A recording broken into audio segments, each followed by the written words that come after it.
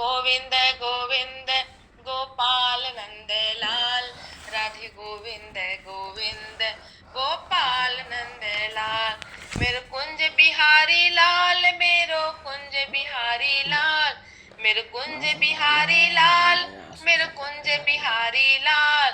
मेरो राधा वल्लभ लाल, मेरो राधा वल्लभ लाल, मेरो राधा वल्लभ लाल, मेरो राधा वल्लभ लाल। कृष्ण गोविंद गोविंद गोपाल नंद लाल, कृष्ण गोविंद गोविंद गोपाल नंद लाल।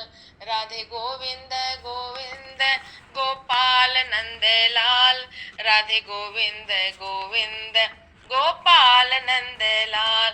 कृष्ण गोविंद गोविंद गोपाल नंद लाल, राधे गोविंद गोविंद गोपाल नंद लाल। कृष्ण गोविंद गोविंद गोपाल नंद लाल, राधे गोविंद गोविंद गोपाल नंद लाल। कृष्ण गोविंद गोविंद गोपाल नंद लाल, राधे गोविंद गोविंद गोपाल नंद लाल। कृष्ण गोविंद गोविंद गोपाल नंद लाल, राधे गोविंद गोविंद गोपाल नंद लाल।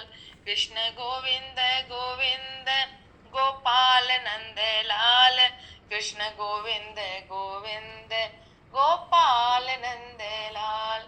राधे गोविंद गोविंद गोपाल नंद लाल। बोलो कृष्ण कन्हैया लाल की जय। राधा रानी सरकार। हरिशरण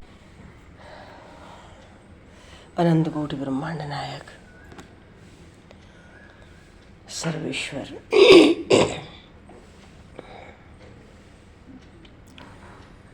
पूर्ण परात्पर ब्रह्म असंख्य कल्याण गुणगण निलय भक्तवांशा कल्पतरु शरणागत वत्सल भक्त वत्सल दीनबंधु दया सिंधु भगवान श्री सीताराम जी महाराज की असीम कृपा करना से श्री हनुमान जी महाराज की परम पावन भावमयी सन्निधि में, महापुरुषों की भावमयी उपस्थिति में एवं आप सभी श्रद्धालु भक्त वैष्णवों की मंगल सन्निधि में मानव जीवन का सर्वोत्कृष्ट फल भगवत गुणगान भगवत स्मरण का आनंद हम सभी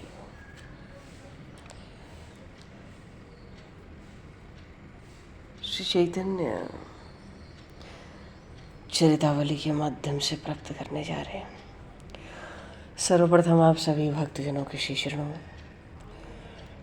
भगवत भाव से सादर वंदन सादर नमन।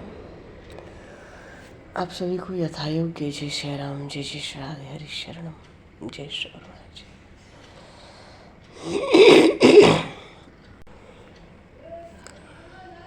कर्पूरगौरम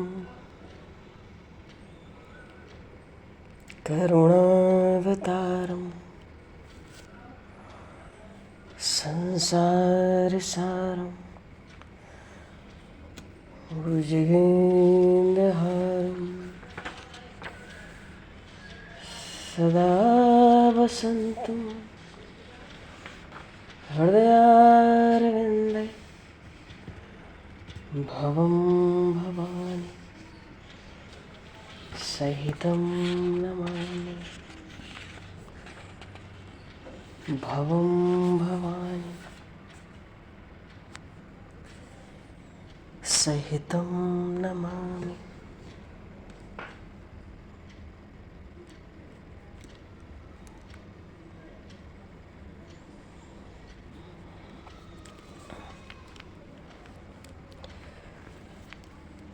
बोलिए श्री चैतन्य महाप्रभु की जय।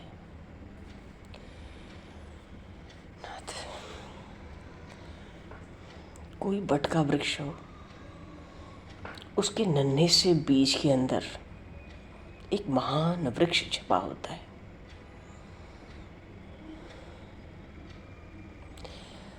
जो ज्ञानी है उसको भी अन्य पौधों के बीज की तरह छोटा सा ही बीज समझते हैं।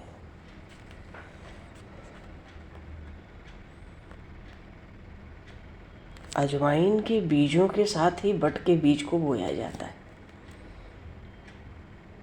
पहले दोनों का अंकुर एक सा ही निकलता है, पर अजवाइन का वृक्ष तो थोड़ा ही बढ़कर साल 6 महीने में सूख जाता है, पर बट का वृक्ष निरंतर बढ़ता ही रहता है और पीछे महान विशाल वृक्ष बन जाता है। फिर तो उसकी छाया में बैठ के असंख्यों परिश्रम के पसीनों से भींगे हुए प्राणी को शीतलता मिलती है। पर उस वट वृक्ष की पूर्ण आयु कितनी है इसका अनुमान नहीं किया जा सकता, इसलिए वो तो एक शाश्वत वृक्ष बन जाता है। नवद्वीप के शांतिपुर में निमाई पंडित जो साथ के पाठशाला के विद्यार्थी हैं उनसे कहीं अधिक बुद्धिमान और विलक्षण है।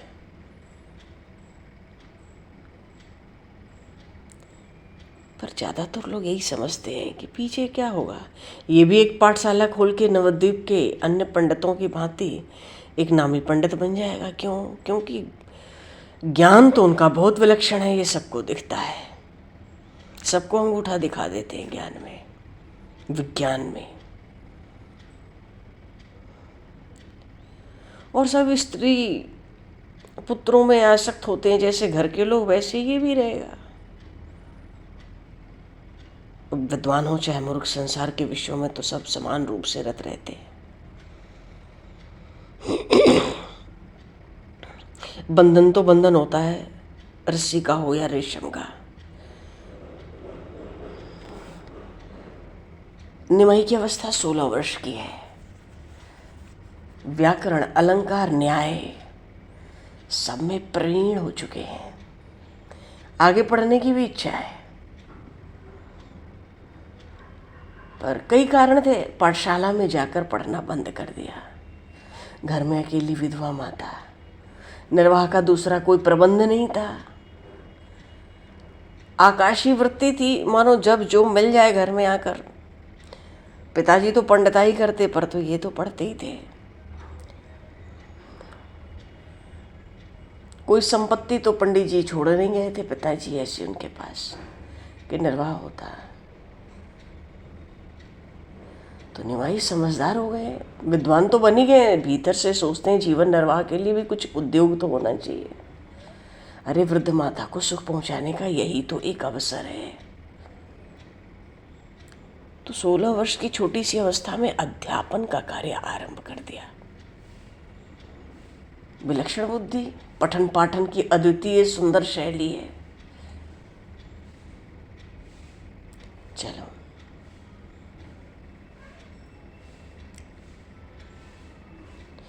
नवद्वीप में ही एक बड़े धनी मानी, विद्या के बड़े अनुरागी, ज्ञान के एक सज्जन थे। उनका नाम था मुकुंद संजय। उनके एक पुरुषोत्तम संजय नाम का पुत्र था। उनको पुत्र को बढ़िया कोई पढ़ावे, इसके लिए योग्य अध्यापक की तलाश भी थी। अन्य माई की इच्छा थी, उन्होंने प्रार्थना की।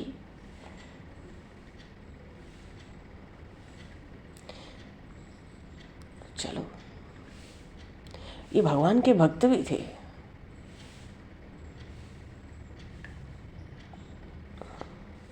बड़े बड़े दलान होते थे। उस बालक को, उनके पुत्र को, पुरुषोत्तम को पढ़ाना इन्होंने आरंभ किया। और पढ़ाने की शैली इतनी सरस होती थी, इतनी चित्त को आकर्षित करने वाली होती।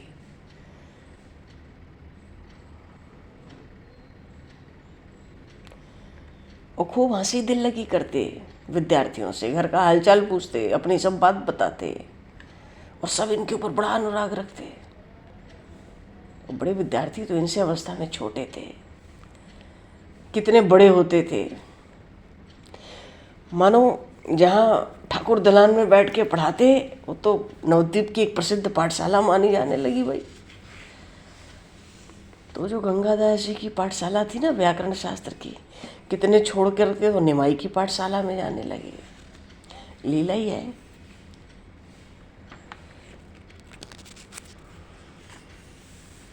दैवयोग से वहीं के पंडित वल्लभाचार्य जी की कन्या लक्ष्मी देवी से गंगा जी जा रहे थे, रास्ते में मिलना हुआ। और सजातीय ब्राह्मण थे वल्लभाचार्य जी। और फिर लक्ष्मी देवी को कई बार इन्होंने पहले भी देखा था। क्यों, सबके तो लड्डू खाते, उटपटांग आशीर्वाद देते, बढ़िया बुरे, इनको कभी नहीं देते। वो भी चुप रहती, कभी नहीं बोलती। वो छोटी छोटी कन्याएं जो पूजन के लिए जाती गंगा तट पर, तो लक्ष्मी देवी भी जाती थी, पर उनसे कभी ये बात नहीं करते थे निमाई।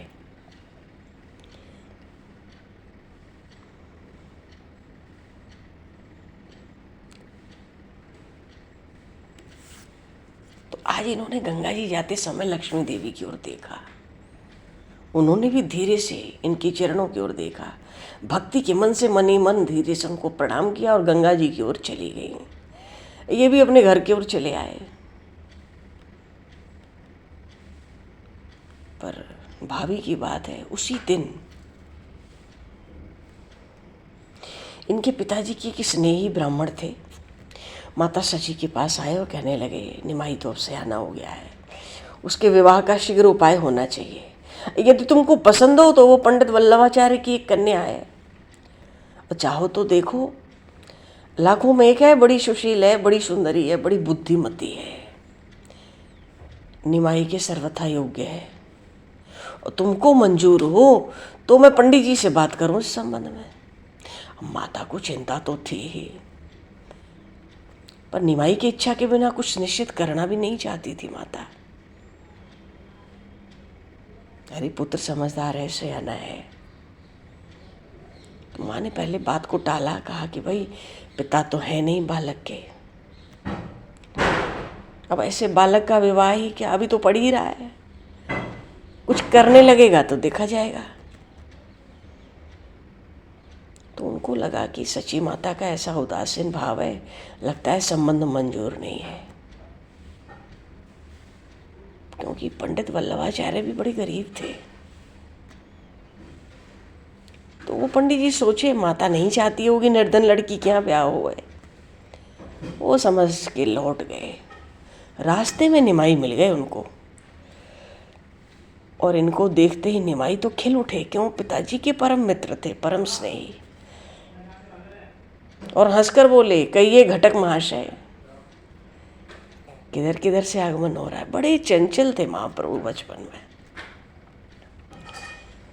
बोले, तुम्हारी माता के पास गया था वल्लभाचार्य की पुत्री के साथ तुम्हारे विवाह की बातचीत करने, उन्होंने मंजूर नहीं किया, कहो तुम्हारी क्या सलाह है। निमाई सुनकर हंस पड़े, उत्तर नहीं दिया, हंसते हुए घर चले गए। घर पहुंचकर मुस्कुराते हुए कहते हैं, वो घटक मिले थे, उदास होकर जा रहे थे, वो वल्लभाचार्य जी का संबंध आपने मंजूर क्यों नहीं किया। तो माता समझ गई इसको आपत्ति नहीं है। माता बड़ी प्रसन्न हुई। अगले ही दिन घटक को बुलवा लिया। फिर आचार्य महाशय आ गए, कल जो आप बात कर रहे थे वो हमें स्वीकार है, आप वहीं पे सब ठीक करा दें, क्योंकि हमारे घर अब दूसरा कौन है ही, आपका ही लड़का है, चाहे जैसे करें। बड़े प्रसन्न हुए घटक। वल्लभाचार्य क्या पहुँचे, सब बात सुना दी। अब तो वल्लभाचार्य जी उनके घर वालों की प्रसन्नता का क्या पूछना है। इतने विद्वान, इतने बड़े पंडित, 16 वर्ष की अवस्था में निमाई, पूरे नवद्वीप में उनका ऐसा विशेष आकर्षण, और बचपन से ही अद्वितीय। लोग कहते थे कोई विलक्षण दिव्य महापुरुष है, तो सब जानते थे अवतारी है। बड़े प्रसन्न हुए सब। वो तो सब घटक से कहने लगे, हमारा सौभाग्य है कि सची देवी ने संबंध स्वीकार कर लिया, ऐसा पंडित विद्वान कहाँ मिलेगा, अहोभाग्य। चलो जी, कहते हैं इतना गरीब हूं को केवल 5 हरीति की लेके कन्या समर्पित कर दूंगा, तो जाओ संदेश दे आओ, मंजूर हो तो विवाह करने को तो मैं तैयार हूं, दिन समय मैं देख लूंगा।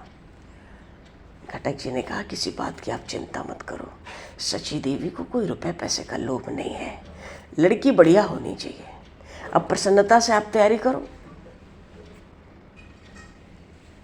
दोनों ओर संवाद सुना दिया, दोनों ओर तैयारी होने लगी। निश्चित तिथि आई, सब बंदी बांधव विद्यार्थी सब इकट्ठे हुए, निमाई को लेके वल्लभाचार्य जी के यहाँ पहुँचे। यथोचित सबका सम्मान स्वागत हुआ। गोधूली के शुभ लग्न में निमाई पंडित ने लक्ष्मी देवी का पाणी ग्रहण कर लिया।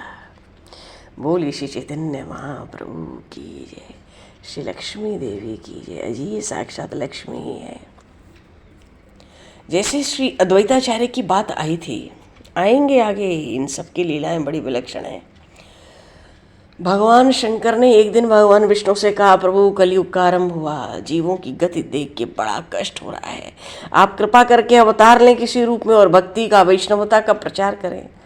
भगवान विष्णु हंस गए, बोले वो तो ठीक है, पर आपको भी चलना पड़ेगा। भगवान शिव भी मुस्कुरा गए, जो आज्ञा। ये जो अद्वैताचार्य हैं, हम आगे लीला क्रम में देखेंगे, अभी तो सामान्य रूप से लीलाएं चल रही हैं, बल्कि ये लीलाएं सामान्य नहीं है। अद्वैताचार्य भगवान शिव और भगवान विष्णु दोनों के अंशावतार हैं, दोनों के मिले हुए अंशावतार हैं। यहाँ तो सब पार्षद परिकर के रूप में प्रकट होंगे उन श्री हरि के।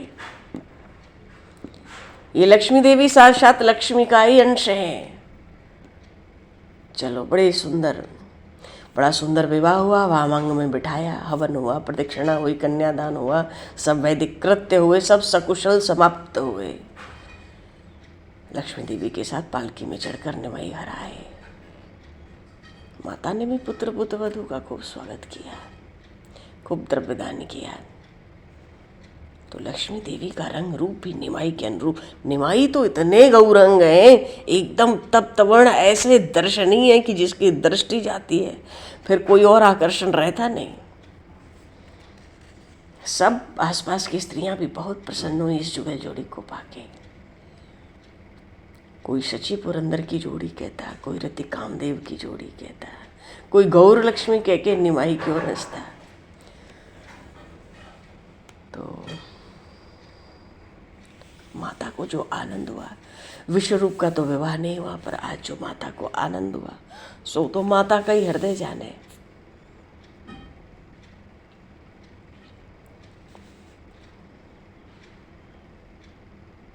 निमाई अब विद्यार्थी नहीं है, बड़े बड़े प्रसिद्ध पंडितों में उनकी नवद्वीप में गणना होती थी।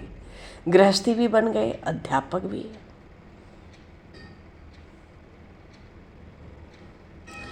अब ऐसे में उनको थोड़ी गंभीरता धारण करनी चाहिए ना, कि लोग थोड़ी इज्जत प्रतिष्ठा करें। पर निमाई ने तो गंभीरता का पाठ पढ़ा ही नहीं था। उस्मान प्रतिष्ठा की तो वो कभी परवाह नहीं करते।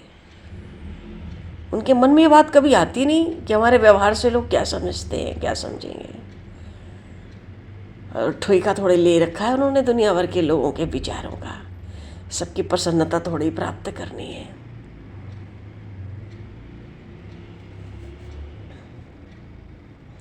पाठशाला में विद्यार्थियों को पढ़ाते बीच में हंसी की बात करते, सब खिलखिलाकर हंसते हैं।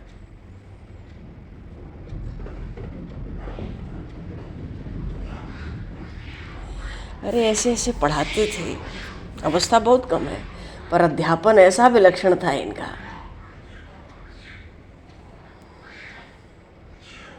अभी भी चंचलता वैसे ही है। किसी वैष्णव को देखते तो घेर लेते, तरह तरह से प्रश्न करते, किम तावत वैष्णव तत्वम, वैष्णवता किसे कहते हैं। कभी पूछते ऊर्ध्व पुंड्रेने किम स्यात्, ऊर्ध्व पुंड लगाने से क्या होता है। बेचारे वैष्णव हैरान हो जाते, जैसे तैसे पीछा छुड़ाते, हंसते हंसाते, सबको आनंदित करते। पर ये गौरांग देव का चरित्र इतनी जल्दी परिवर्तित होने जा रहा है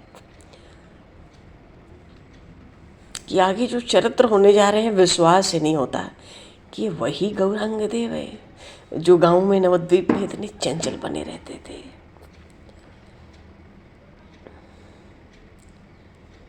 भागने लगते वैष्णव, इनके ऐसे ऐसे प्रश्न पूछते, कहते जाते घोर कलयुग आ गया है, पंडित भी वैष्णवों की निंदा कर रहे हैं। कोई कहता अरे इस निमाई को पंडित कहता ही कौन है, ये तो रसिक शिरोमणि है, उद्दंडता की सजीव मूर्ति है, इसका कोई धर्म कर्म है।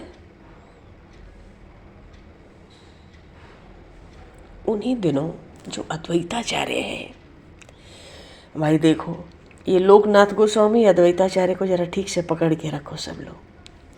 अद्वैताचार्य जिनकी पाठशाला में इनके बड़े भाई भी पढ़ते थे, जो भगवान शिव भगवान नारायण दोनों के अंश से अवतार लिए हुए हैं, ये अद्वैताचार्य नाम ही है अद्वैत, अद्वैताचार्य।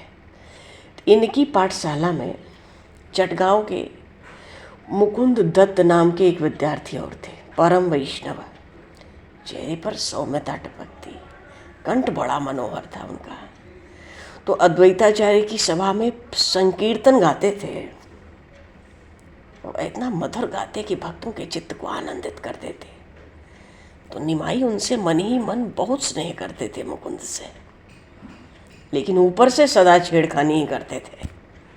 जब भी वो कभी मिल जाता उसको पकड़कर न्याय की फक्की का पूछने लगते।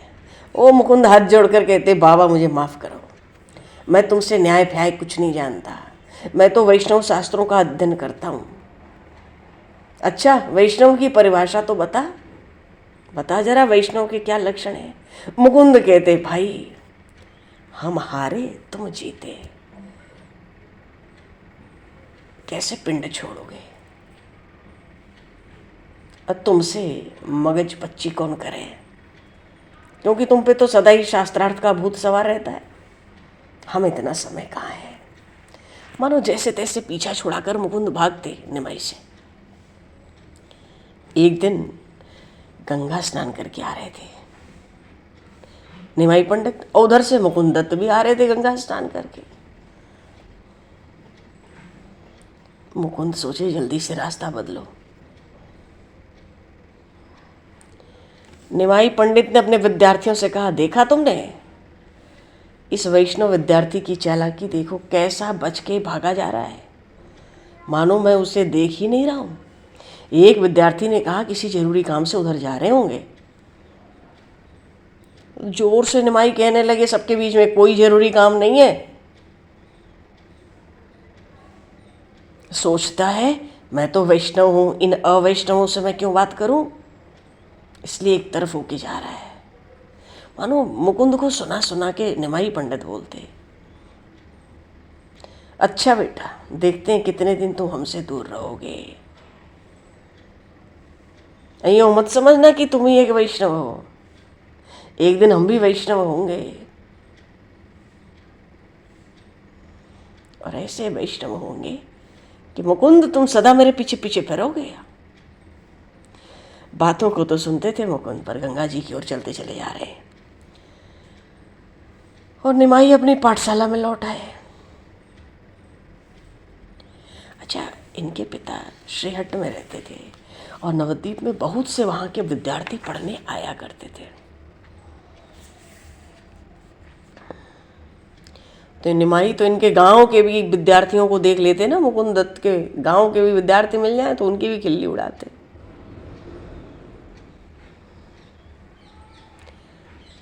मानो कहने का भाव है चंचलता तो चरम पर है इनकी। पर उन दिनों नवद्वीप में गिने चुने वैष्णव थे, उंगलियों पे गिने जा सकते थे, और सबके आश्रयदाता थे अद्वैताचार्य। वैष्णवा नाम यथा संभव, भगवान शिव से बढ़कर वैष्णव कौन है। अद्वैताचार्य तो साक्षात भगवान शिव नारायण दोनों का अंश है। और भगवान शिव ने जब निवेदन किया तो फिर कैसे श्रीहरि की बात टालें। एक भी परिकर, एक एक परिकर महाप्रभु के ऐसे हुए। अभी तो ये वैष्णवों की खिल्ली उठाते हैं, ताने मारते हैं, लोग देखते हैं गंभीरता नाम की कोई चीज़ नहीं है, इसका ब्याह भी हो गया निमाई का, पर कुछ नहीं, कोई असर नहीं।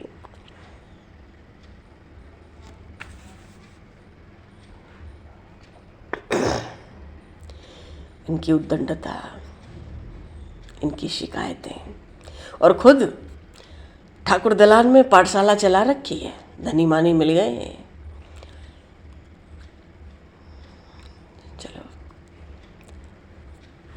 सबके आश्रय थे, सब वैष्णवों के अद्वैताचार्य। तो जितने वैष्णव थे अपने दिल की बात उन्हीं से जाके कहते अपना दुख, तो आश्वासन दिलाते, घबराओ मत।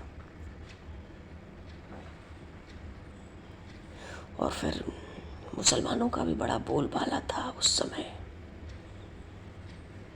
उन्होंने कहा अद्वैत है, साक्षात भगवान शिव ही है। उन्होंने कहा कि देखो, एक दिन नवद्वीप में भक्ति की एक ऐसी बाढ़ आएगी कि उसमें सब नर नारी सराबोर हो जाएंगे। इन मुसलमानों की जितने दिन की विपत्ति है और शाक्तों की, उतने दिन धैर्य से चुपचाप काटो, क्योंकि नास्तिकवाद और हिंसावाद का अंत होने वाला है।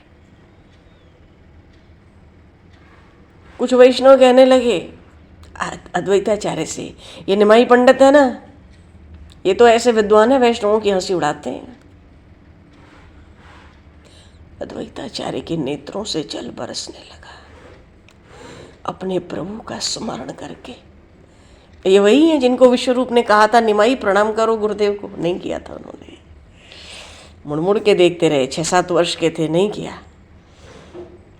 उसी दिन पहली बार देखकर कि यही निश्चित किया, ये तेरा छोटा भाई है ना। हाँ, समझ गया, मैंने तो पहले इसकी माँ से कहा था अवतारी पुरुष जन्म लेगा। उसी दिन से उनके चरणों की रज मस्तक पर चंदन की तरह लीपते थे। अद्वैत जी ने कहा, तुम सब अभी निमाई को जानते नहीं हो। वे हृदय से वैष्णवों के प्रति बड़ा स्नेह रखते हैं। वो जो कुछ भी हंसी दिल लगी छेड़खानी करते हैं, ऊपर से यूं ही कह देते हैं। आगे चल के तुम उन्हें यथार्थ रीति से समझ सकोगे।